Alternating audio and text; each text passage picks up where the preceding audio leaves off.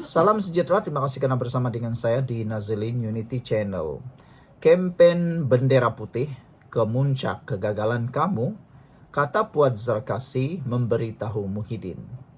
Ahli MKT UMNO Puad Zarkasi mengkritik pengerusi PN kerana menganggap tempoh pentadbirannya selama 17 bulan sebagai kejayaan.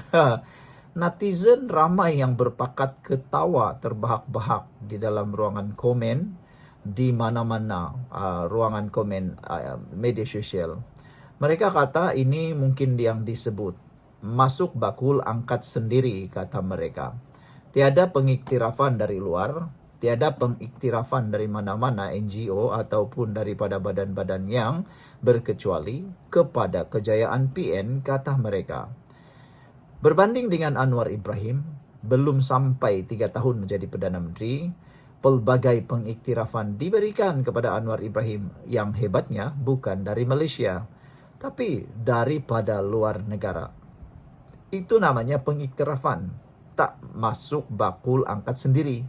Ini ada orang masuk bakul angkat sendiri, perasan diri sendiri, kata netizen.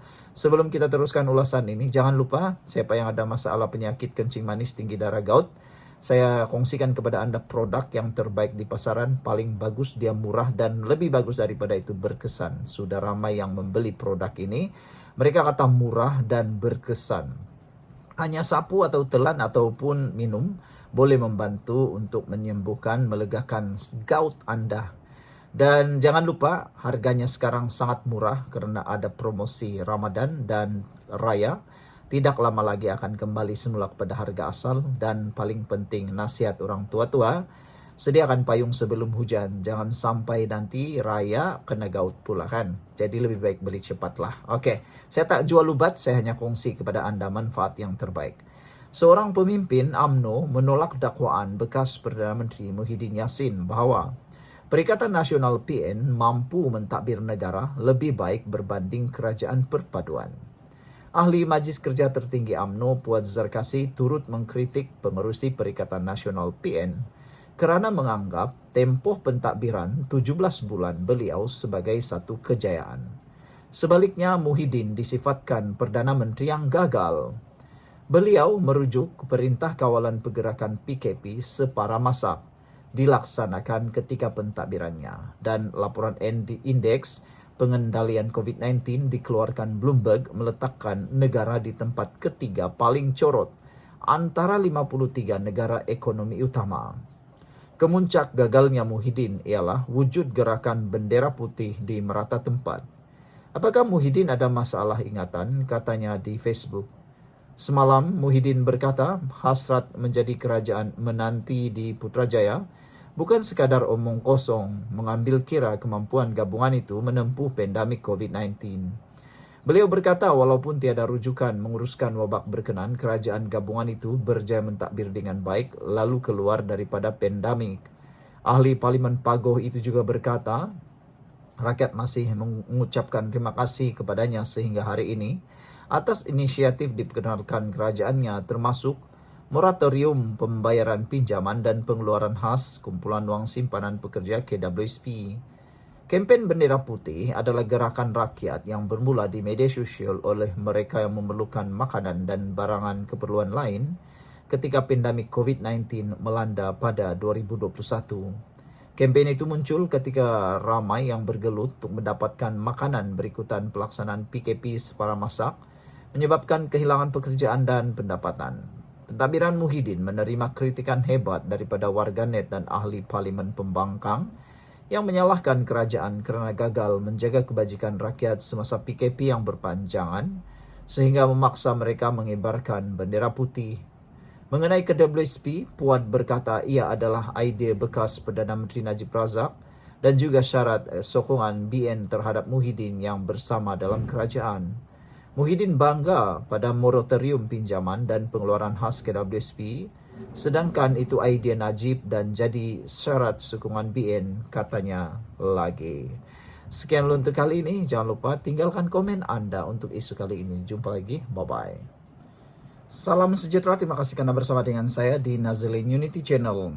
Keputusan yang kita tunggu-tunggu untuk rayuan Syed Saddiq Syed Abdurrahman bagi kes penggubahan wang haram dan juga penyalahgunaan kuasa, penyelewengan, kini semakin ke kemuncaknya. Adakah beliau akan dipenjarakan hari ini? Adakah beliau akan masuk penjara pada hari ini juga?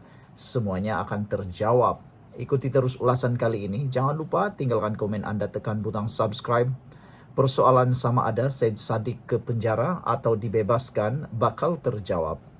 Saudara, sebelum kita ulas tentang berita ini, jangan lupa siapa yang ada masalah kencing manis, gout, tinggi darah, jangan lupa tekan butang produk yang ada dalam video ini. Saya tak jual produk, saya tak jual ubat, saya hanya mau kongsi kepada Anda semua manfaat yang terbaik. Beribu-ribu orang sudah membelinya, beribu orang yang telah sembuh, dan insya Allah Anda juga akan sembuh. Jadi tolong tekan butang produk itu, dan harganya kini murah kerana ada promosi Ramadan dan juga ianya halal. Persoalan sama ada Syed Saddiq ke penjara atau dibebaskan bakal terjawab. Persoalan sama ada ahli Parlimen Muar Syed Saddiq Syed Abdurrahman akan ke penjara atau tidak akan terjawab hari ini. Mahkamah Rayuan dijangka mengumumkan keputusan ke atas hukuman 3 tahun penjara yang telah diberikan oleh Mahkamah Tinggi setelah didapati bersalah atas tuduhan pecah amanah jenayah 2 tahun lalu. Panel 3 hakim Mahkamah Rayuan yang diketuai oleh Datuk Ahmad Zaidi Ibrahim berkemungkinan menyampaikan keputusan sebaik kedua-dua pihak selesai membuat penghujahan. Mahkamah juga mempunyai budi bicara untuk menangguhkan keputusan dan menetapkan tarikh lain bagi menyampaikan penghakiman. Anggota panel hakim lain ialah Datuk Azman Abdullah dan Datuk Norin Badarudin.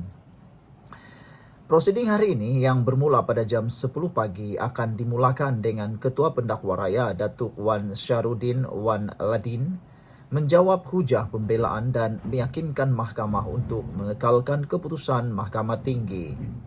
Pada November tahun 2023, Mahkamah Tinggi menjatuhkan hukuman penjara 3 tahun dan sebatan ke atas Syed Saddiq kerana bersubahat dengan dalam pecah amanah, membabitkan dana 1 juta ringgit milik sayap pemuda Parti Pribumi Bersatu Malaysia. Sekiranya rayuan itu berjaya, Syed Saddiq akan dibebaskan, namun pihak pendakwaan masih boleh merayu ke Mahkamah Persekutuan.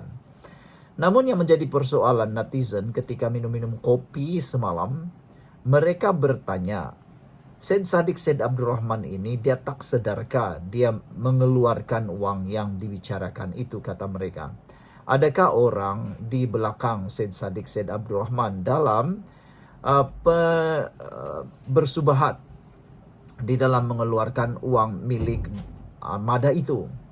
Ada yang bertanya, adakah Syed Saddiq Syed Abdurrahman sebenarnya hanya terperangkap oleh situasi politik pada waktu itu, ataupun memangkah betul Syed Saddiq Syed Abdurrahman lah yang bersalah?